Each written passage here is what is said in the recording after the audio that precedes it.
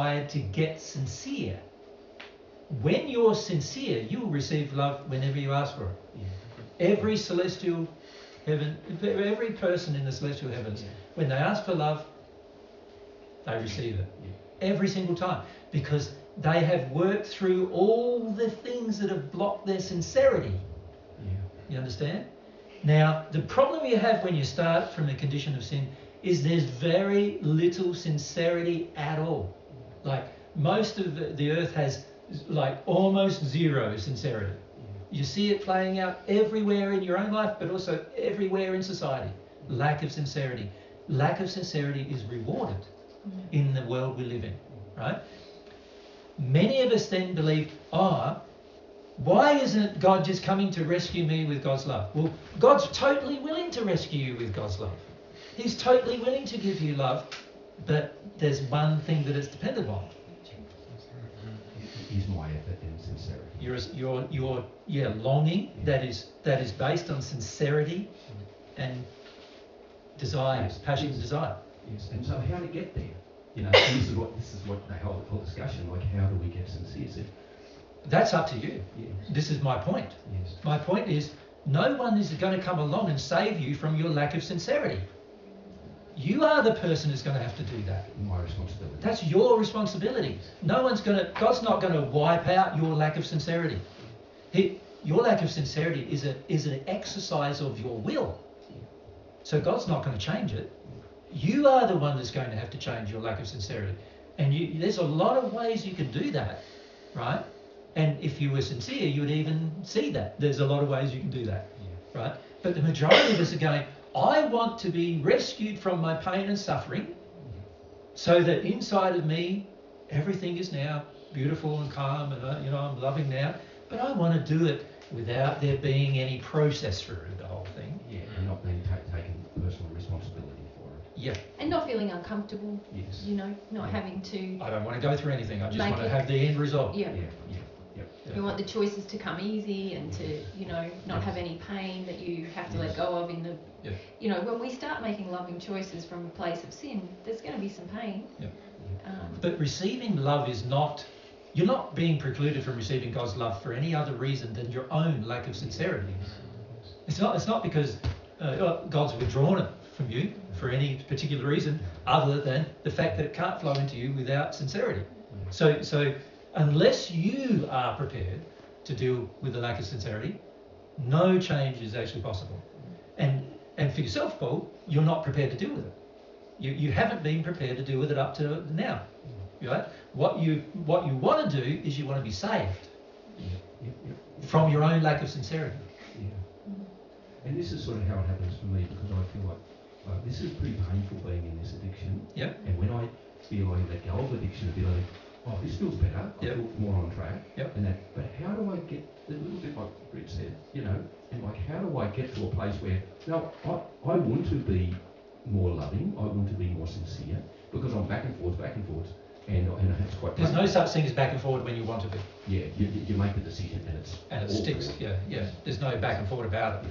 Yes. When you make a transition inside of yourself with regard to having some personal integrity about the issue, you will no longer make any sometimes days I do and some days I don't thing. It'll be like, no, this is my life. Now, my life looks like this. My goal in life is I want to receive God's love. So my goal in life is to get sincere. Because without the getting sincere, I can't receive the love. And I want the love, so I'm going to get sincere. Right? And once you make that internal decision inside of yourself, then you'll find yourself looking at yourself more honestly. You'll find yourself wanting to give up your addictions more readily. You'll find yourself being more truthful. You'll find yourself being more humble. You'll go through your things you need to go through. Because you've made a decision that you know that your integrity is the thing that's going to drive your future. When it comes to God, your integrity is the thing that's going to drive your future.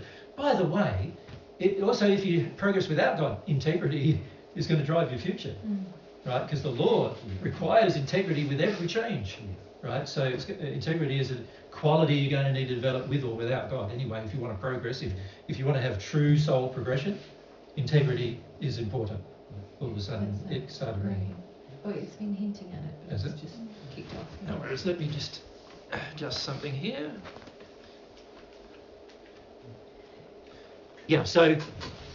and can I say, like the 5 tools, developing them, like developing faith, you know, like you've got faith in the Barber, and I want to change that, you know, is that something that we can just really sort of really pray for and really want and, like, you know, help me to really change my faith? Well, you want to pray for it without putting forward a personal effort. Mm-hmm. So I'll be working more on the personal effort rather than the prayer. Mm. You're using prayer like an addiction. You're basically saying, oh, I don't want to have to do it myself. Yeah. So what I'm going to do is I'm going to ask God to do it for me. Yeah. Right? And this is where most of us have a fundamental problem. Yeah. God's saying, it's your will. It's your life. God's saying to you, I can't make you sincere. Like, to do so would be actually completely against every one of God's laws governing free will. The whole design of the universe. So you're praying for something that he can never do. Does that make sense? He is not going to do it. He is not going to make you more sincere.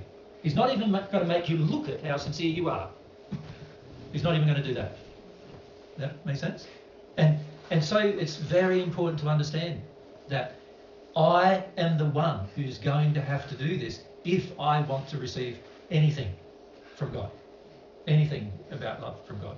Because all the laws require my integrity in order to operate.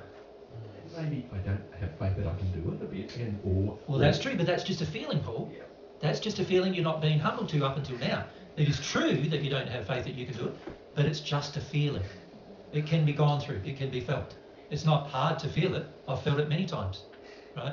It's just a feeling you have not been prepared up until now to feel. Make sense? So yes, we go, oh, but it's this and but it's that and but it's this and but it's that. And really all we're saying is, but I got feelings. and God's saying, yeah. That's why you feel the way you do. You got feelings. Right? And it doesn't change anything. Because yes, you have feelings. And you're basically saying, but I got feelings, and that's the reason why I shouldn't have to have integrity. And God's saying, no, not a good reason. There's no good reason for a lack of integrity. None at all. Threat of death, still not a reason from God's perspective.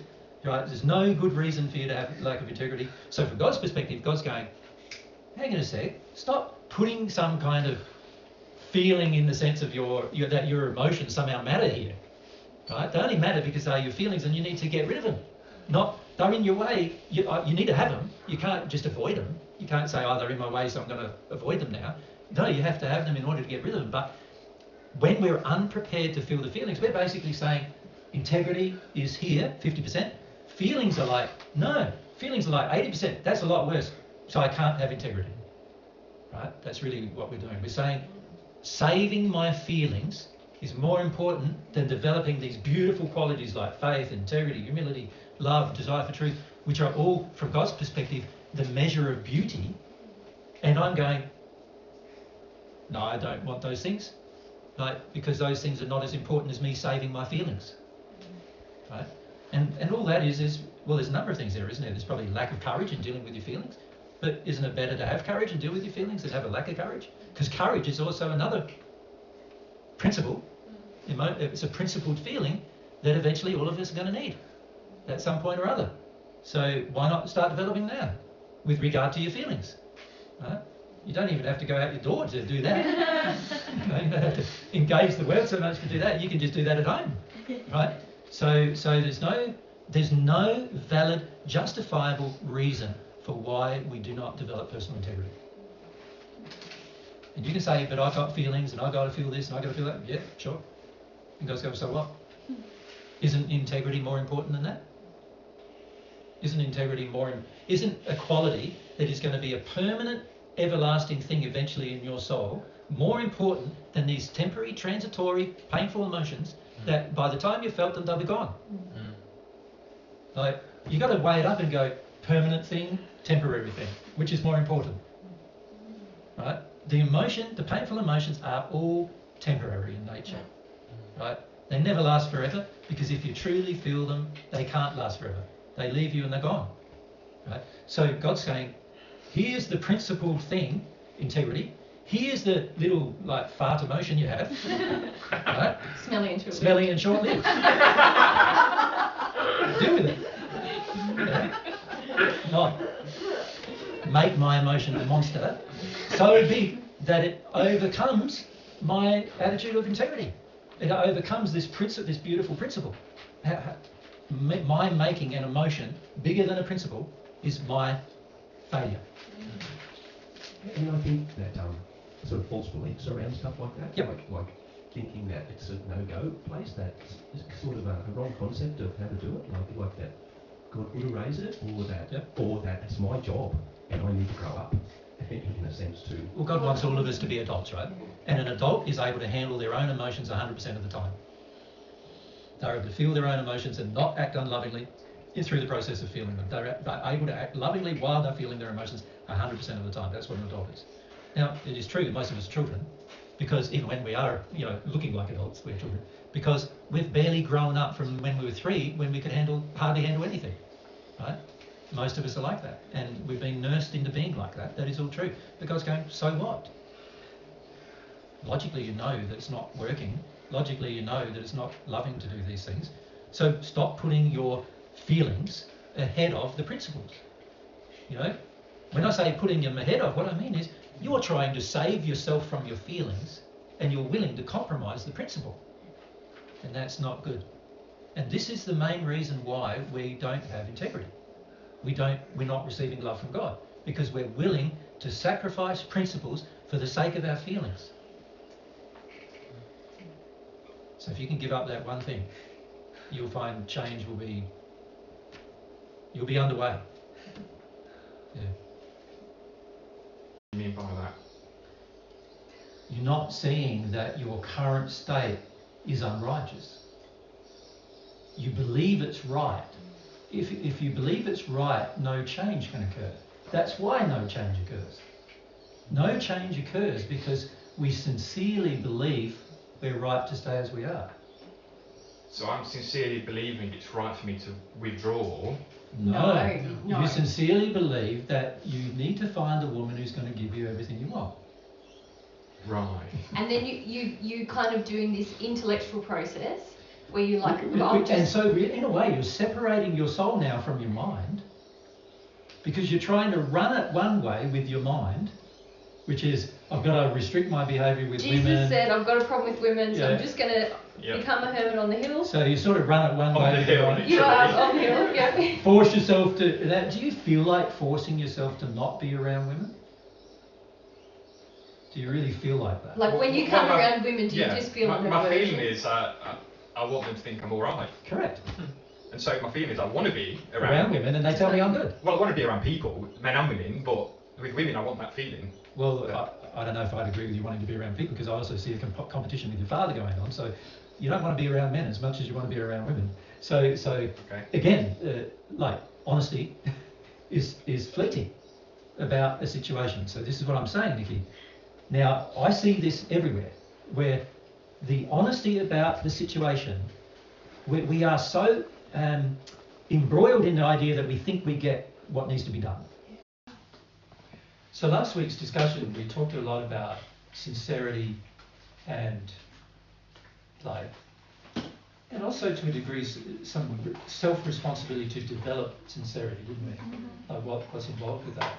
And you can see from our discussion last week that if we don't know where we're at in our progression, it's very easy to be completely insincere while at the same time believing yourself to be quite sincere. It's a very interesting thing, sincerity, when it's measured from God's perspective rather than our own. God's laws have much higher standards for our sincerity than we have for ourselves. And that is where most people struggle to receive God's love, because they are working by their own standards rather than by God's standards. And also, for the most part, not even interested in finding out what God's standards actually are. Because God's standards are going to be based on laws, and those laws are going to be consistent and definite, and they're not going to be malleable, and they're not going to change. So for many of us, the way we view a relationship, as we discussed a little last week, we sort of view a relationship like a series of compromises. I compromise on this and you compromise on that, and then we can have a relationship. But obviously from God's perspective, he wants a relationship, but he wants it to be real as he defines what real is.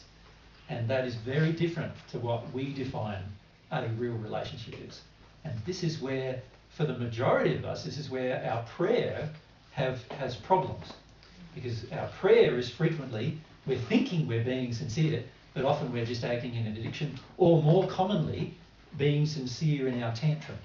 We're just having a tantrum, and we're expressing the tantrum to God, but actually, and we're quite sincere in our tantrum in the fact that we believe that our tantrum is justified, just like a little child who didn't get a lolly in the store believes his tantrum is justified.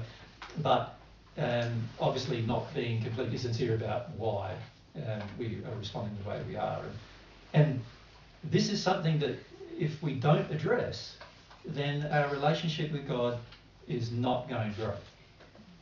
So I wondered whether you guys had any questions about last week's discussion based upon what you heard last week. Did any of you listen to it again? Mm-hmm. Yeah. And whether you had any questions about the discussion in terms of about developing sincerity. What, how do you do that when you already believe yourself to be sincere in particular? How do you go about developing sincerity as God would measure it, rather than how we would measure it? Is a real question. So if any of you have any questions about that, I'd like to answer them now, and then we can proceed with the developing discussion a bit further. Ronnie? A thought popped up this week for me about, because I know on certain subjects, I'm pretty much on every subject I'm sincere, but is it a matter of each thing that comes up for you, you've got to work through that process of being sincere? Or is it, is there an overall thing where you can work on your faith as an overall kind of blanket thing? Or is it literally to every subject that you've got to work through your fear and your faith, humility? Well, it's a good question. You were basically saying, is there a global thing we can do to overcome our sort of lack of sincerity? Or is our sincerity more to do with each individual thing we might have to address? Right. So that's a good question. During our childhoods, the majority of us have been taught, and actually taught very rigidly, to become insincere in our dealings with others. Now, you can see in the way children are brought up, for the most part, insincerity is often encouraged. And we gave an example of that last week, remember, where a child is asked to say sorry, and as long as the parent just hears sorry from the child, they're not measuring the child's sincerity about whether they're really sorry or not. They're just saying, just say sorry, because they want the illusion of their child being sorry, but they don't really care about the substance of the child actually feeling sorry. And then once the child is rewarded for that behaviour, which most children are, by the time the child's become an adult, it now feels that it can give the illusion of a feeling rather than the real feeling, and other people should accept the illusion rather than saying, actually, you're not being truthful now. Right? So by the time we're adults, we are expecting to be able to give an illusion to the people around us, and we're expecting that they accept it. And we're expecting that if they don't accept it, that they're the bad person. Right? If they don't accept our illusion, we feel that they're being, inconsiderate or unkind by not accepting the illusion that we are portraying. And it can get so bad that we actually have lived the illusion for so long that we actually think the illusion is actually sincere. That's how bad that can get. It can get to the stage where we believe the way in which we be ourselves, if we could put ourselves in quotation marks for all those who can't see my comments. If we be ourselves, then for most of us, we believe what we've become as an adult is ourselves. And actually, for the majority of the cases, that's not true at all. We've learnt to present the illusion of ourselves, and we have even come to accept the illusion as if it's real. And that becomes very difficult now for us to be able to determine when we are sincere, even for ourselves, to determine that for ourselves. And it's a big problem in terms of how we're brought up as children, and the illusion that then is created as an adult that we are being nice and kind and we're being considerate of others and we're being, loving towards others, and yet all of it, for the most part, has been trained into us as children to present the illusion of all of those things rather than the reality of it all. So this is why when most people on earth pass into the spirit world, they don't pass into the 6th or 7th sphere or in some area that's highly developed in love, because they have bought into their own illusion, and they pass expecting to be, if they believe in the spirit world at all, they expect to be passing into a good state, only to find themselves usually quite deep in the hells, in the first sphere. And the environment is now saying to them, this is where you deserve to be, given the condition of love that you're exhibiting. And the person is going, how did this happen? And they're totally surprised. And it's very interesting when you spend time welcoming people into the spirit world, because the amount of people, when you have to take them to the place where they actually are going to live for the first part of their life in the spirit world, the majority of people are absolutely shocked about the conditions. Like, absolutely shocked. For many, it's like for many of you living in your comfortable homes now and then being ushered into a rubbish dump in the spirit world. And that's where you've got to live. Right? That's how shocked most people find themselves when they pass. It's very rare that a person is actually accurately assessed where they will pass and actually expected to be there. Ironically, the people who are often quite self-determined to be evil do expect, if there is a spirit world, that they will be in those locations. So often they are the persons who are least shocked, right? And the people on earth who believe themselves to be good and kind and considerate and everything and loving, often they are the people who are most shocked. And quite often those people who believe themselves to be good and kind and considerate and loving are religious people, right? And so oftentimes it's the religious people who are the most shocked, because they have lived a life seemingly on the outside in agreement with the principles that they might have learned from a holy book like the Bible or the Quran or something like that. But internally, they've never really agreed with it. Never really sincerely agreed with it inside of themselves. And frequently, they are the people who are most shocked about their passing. So it is often also the case that the people in the West are more shocked than the people in third world countries. And there's many good reasons for that. And one good reason is that many of us in the West are used to getting what we want, when we want it, how we want it, without any consideration of the ramifications of that on others. But people in the third world frequently are struggling to even just survive. And so when they enter the spirit world and are still struggling to survive, or that's the feeling they have, it's no different. But when a person from the first world enters the spirit world and now is struggling, for him or her it is very different. And so there is often this large contrast that occurs. And when you're one of the people welcoming them and taking them to the location where they'll eventually live, for at least a short period of time until their condition of love improves, you're the one who has to deal with the level of shock they're in to a degree. Yeah. So the real then question becomes, as Rani asked, are there individual things where I'm demonstrating at least some sincerity? Or is there generally a flavour of insincerity about almost everything? And and how do I deal with one or the other things if one or the other things are true? Now, the thing to bear in mind is that each person is an individual. So that's the first thing we need to remember when we're answering questions like this.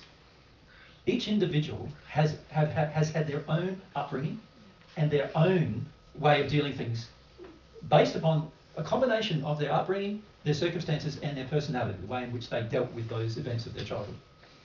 And of course, for each person, those things will be different. So how you deal with the issue of sincerity is going to be different. Right? However, it can be said generally that on earth, the majority of us have been taught, and this applies third world or first world, the majority of us have been taught to present an illusion to others under certain circumstances. And we've learnt to do this, the majority of us have learnt to do this, without any consideration of the ethics or morality of doing it. We've believed it's doing the right thing, even though we haven't felt the right thing. And many of us have the approach to life that, I do feel like doing this unloving thing, but I'll control myself from doing that unloving thing, and I'll do the right thing instead. And if you think about most religious movements, the basic tenets are encouraging that. Where they're basically saying, you're all sinners. So, in other words, you're all bad people fundamentally, is really what the underlying presentation is. And what you've got to do is try to be better. right? Without actually being better, without actually feeling inside better. We've got to try to be better. And this creates this separation between what is really going on in our soul compared to what we think we feel in our mind. So there's a huge separation between those two states. And because there is that huge separation, sincerity now becomes very difficult as God measures it, because he's measuring what's going on in the soul. And that's the only thing his laws measure. Right? To God, you are a soul, not a body. Your body is like, what did we say in one group? It was like a sleeve, a flesh suit, right? In the case of the flesh body. And the spirit body, it's really a spirit suit, if you like, which is controlled by the soul. So, if the soul is the thing we're ignoring, and we're focusing our attention on how things look and how we're presenting everything, can you see what we're doing internally to ourselves is separating ourselves from any point of sincerity as God would measure it. We're creating a gulf between the real condition of our soul and what our condition actually is now. What we believe it to be. Now I'm just going to have a drink. I've been talking a lot this week, so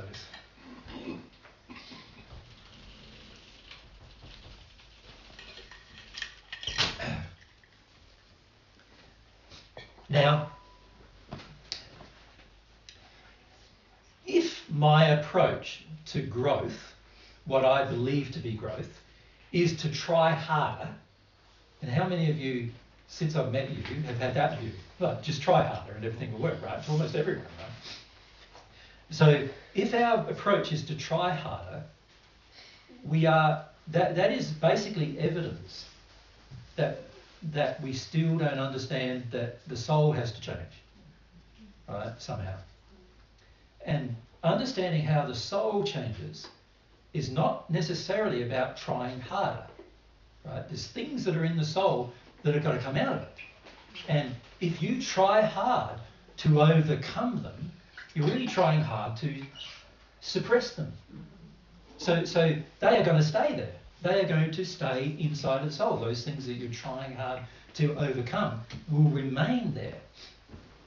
The only way you can really overcome something is by it being released from your soul. So it no longer being in your soul. And when it's no longer in your soul, you don't have to try hard to overcome it anymore. Right? In fact, it's just a natural process where you overcome it naturally. As a result of it being gone from the soul, it is now gone from anything you would choose to do with your behaviour as a result. So every problem that we approach generally when it comes to self-improvement, if we can call it self-improvement, because we remember Divine Truth is not a self-improvement program. It's a God relationship program. Understand? So, but when it comes to self-improvement with anything else we've tried, and this applies also all the way through our childhood. You remember when you first went to school, you had to learn your times tables. Did you learn them in your soul? No, it wasn't anything to do with the soul involved with it, was it?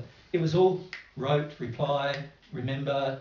It was all about intellectual responses, wasn't it?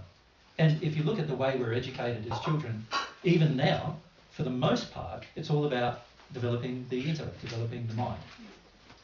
So we are taught all the way through our childhood, not only by our parents who want us to sort of separate our life from our emotions, but also from society, all the way through our education process. The education process is basically saying to you, forget about what you feel about it, right? You got to learn this. Try harder. Put more effort in, you know. This is why, you know, when you think of education nowadays, you can see, you know, kids are given a lot of homework, aren't they? Particularly by the time they get into sort of Charlie's age, there's sort of lots of homework. Got to remember everything, got to read everything, got to reply the right way. And all this has done is distanced themselves from the soul and how it feels and what is really going on in it. Now, if you really loved maths, So how many of you have really done that in your life? Some of you? Yeah. Very few actually really love it, right? But if you really love it, you like mass in your feelings, don't you? And so you don't have to remember everything. It sort of feels more natural. And it's like, now for many of you, you can relate when it comes to songs or music. If you really like music, does somebody have to force you to listen to it? No. Does somebody have to force you to learn how to play it? No. But if somebody sat you down at piano, like, an hour a day, all of your childhood, by the time you get to your teenage life, how do you feel? You probably don't like it very much, right? For the most part. Either that or you're really good because you eventually learnt to like it because there's nothing else to like. But usually what happens is the average person gets very distant from their soul feelings about a thing. There are some parts of our life where distance from our soul feelings are less noticeable. When I say less noticeable, what I mean is there's some parts where we are inclined to the soul feeling, right? And so therefore have detuned less from it. An example of that is music, where most people are inclined towards the soul feeling, and so they're less detuned from music than they are in other areas of their life. But when it comes to something like mass, now the majority of people are quite detuned, right? And so, in answer to the Rani's question, a lot of the times our detunement, there is a generalised, as you can see from that discussion, there is a generalised attitude of detunement in society. So this is why all of us have a generalised detunement from our true soul condition. There is also a generalised view that the way you progress is to just try harder to overcome, right? And that is also a generalised view of how to progress in anything, in any form of endeavour. So that is a general feeling the average society has, all society. You could say that is the general thing we're going to have to overcome when it comes to our sincerity. These attitudes that are being given to us, that are a part of our lives, and have been a part of our lives all of our life, for the most part, about almost everything we do. Right? But then there's also going to be some areas where we are more detuned than average, and some areas where we're going to be less detuned than average, based upon what we had a soul affiliation towards at the time and what we were allowed to develop while being sincere in our childhood. And those things will be general, not general, sorry, in nature, but they will be specific in nature. And they are areas where we'll have to overcome our lack of sincerity in those specific areas as well. So all of us will have to overcome a lack of sincerity in these general areas. And then we will have individual to us and individual to our nature and our personality and individual to our experience, we'll have specific things that are going to be much worse than others and specific things that might be better than others. And this is why you've got to give up comparing yourself with another, because everything is so uniquely individual, and it's only by working through the uniquely individual problems that you'll eventually be refined, right? The general problems we'll all have to solve, the whole lot of us. And for the most part, we have quite a lot of them, right? Quite a lot of problems. Now, would you like to just turn on the lights, you guys, because the sun's going up and down. And those of you who are writing are not being able to see what you're doing. There you go. Yeah, so you can see, in answer to the question Rani raised, you're going to have, there's going to be things that are global in nature that are affecting your sincerity, and that everybody else also has to deal with. And then there's going to be things specific to your own life, upbringing, choices that you're going to have to deal with that other people might not have to deal with. Yep. And both are going to be required to be dealt with in order for you to become sincere, as God measures sincerity. I've got a question about this whole thing, Jesus, with where's God fit in with all of this? Because when you've got so much stuff going on, sometimes like opposing stuff, and then you've got spirits around you as well. Yep, which complicate things a bit more. Which complicate it more. How can you hear God? Like, how can you hear God's voice amongst your own issues? And then... Well, the very first thing that needs to be said about that, Nicky, is when we're insincere, we really don't want to hear God's voice. So that's where the majority of us want to hear what we want to hear.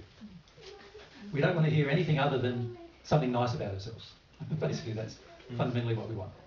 So we're not prepared to hear God's voice about almost any matter, for the most part.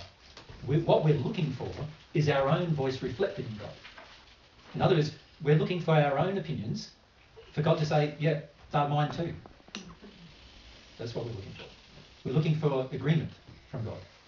Now, of course, that's not a very sincere place, but that is what we're looking for. The reason why we're looking for that is because agreement means that we don't have to change anything. It means we're already fine and we don't have to do anything else. And so the majority of us are looking for that. And in that place, any prayer we have is completely insincere. Because we're basically asking God to just confirm what we already think we know. Now, I find this very interesting because when we travel, Mary and I travel a lot, meet a lot of people, right? And all through the last 2,000 years, this has been the case. When we first meet a person, generally we get conversing and we get to know them a bit, and eventually they start asking some questions about themselves, about, well, how do I do this or how do I do that? What's my state now? Or those kind of questions. And almost without exception, when you start telling them the truth that you know from God about the situation, there's always this very powerful knee-jerk reaction of they didn't want to hear it. It's very interesting. They ask the question, but they're not listening to an answer. Now, what causes a person... You think of a child when it asks the question. And a child asks the question and they listen to the answer. So what causes a person to ask a question and not listen to the answer? An addiction.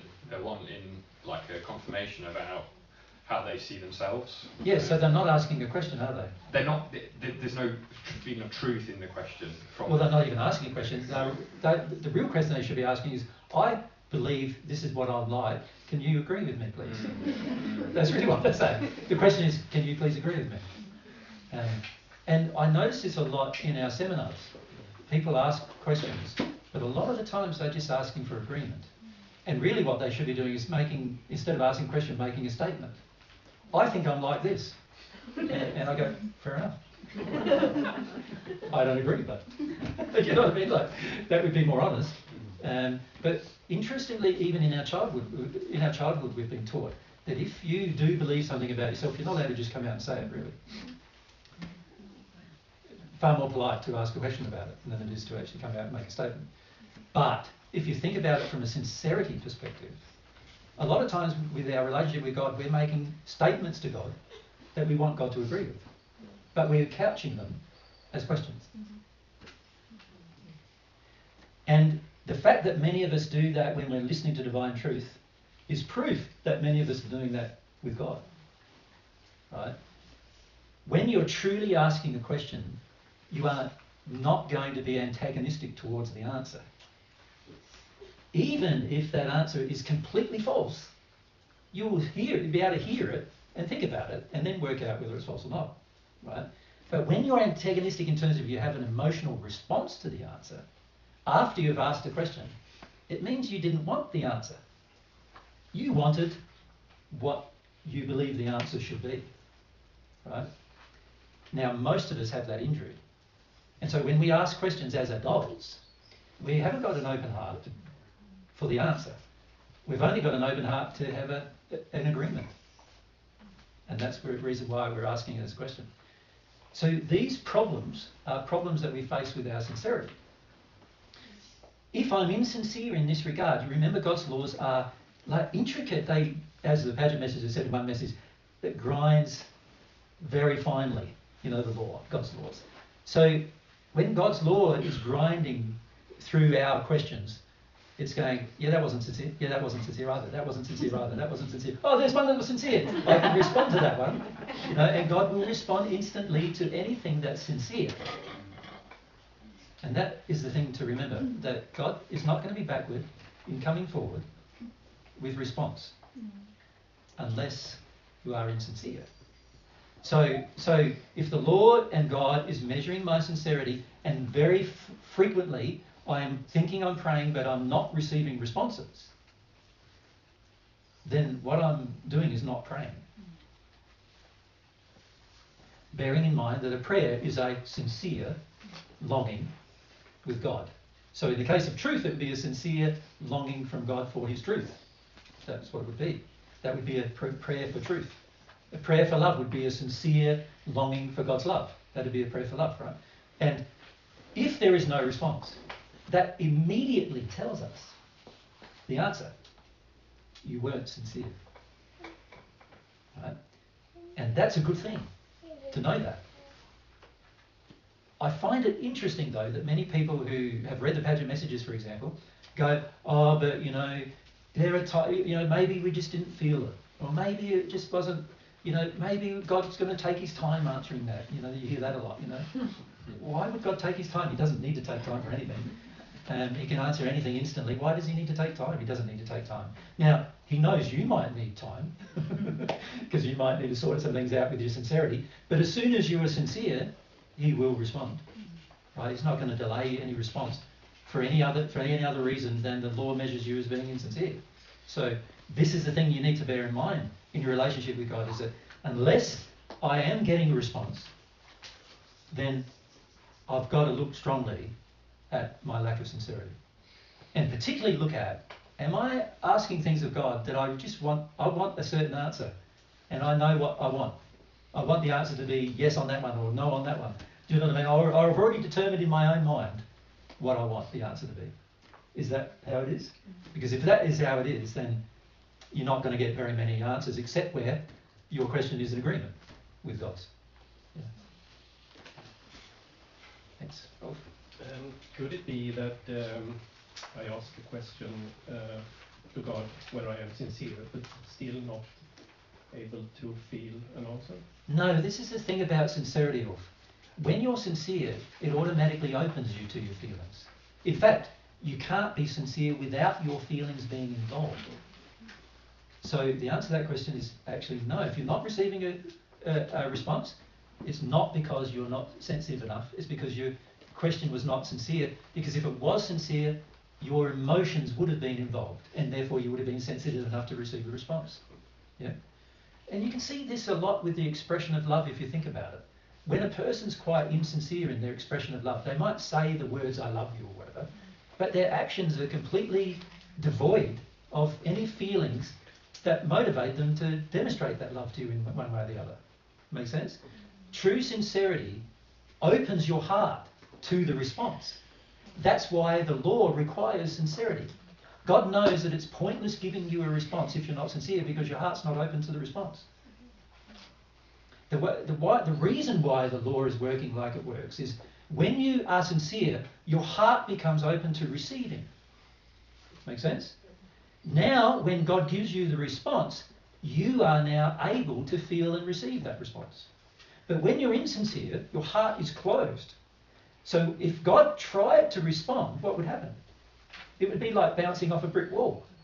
Nothing would enter you anyway. There's no point in responding to the insincerity because nothing's going to enter. You follow?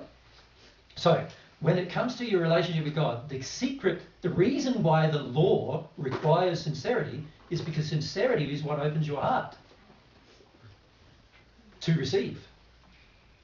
If the law just said, no, sincerity is not required, then when you asked for something and your heart was closed, you imagine God would be sharing with all these people whose hearts are closed, and all this energy would be going out, but it would be going nowhere. So that's not how God works with his soul. And by the way, he recommends you don't work that way with yours either. It's interesting. And this is an interesting fact about love, just natural love. God recommends that you share your love with the people who are open to receiving it. Makes sense? Yeah. Because if you share it with the people who are not open to receiving it, then they're probably not going to receive it. Yeah. Now, of course, a lot of times there is openness in an individual in a moment that then closes in another moment. Isn't it? Like, sometimes that happens too, doesn't it? Where a person has an emotional thing going on, they start to feel some things, all of a sudden they're sincere, they might ask a question, and you start sharing, and initially they're receiving it because their heart is now open, but then I've sometimes noticed people just, the more they're getting, the harder it's getting to receive it, and their sincerity starts closing down again. And then by the time that's closed, you've got to stop.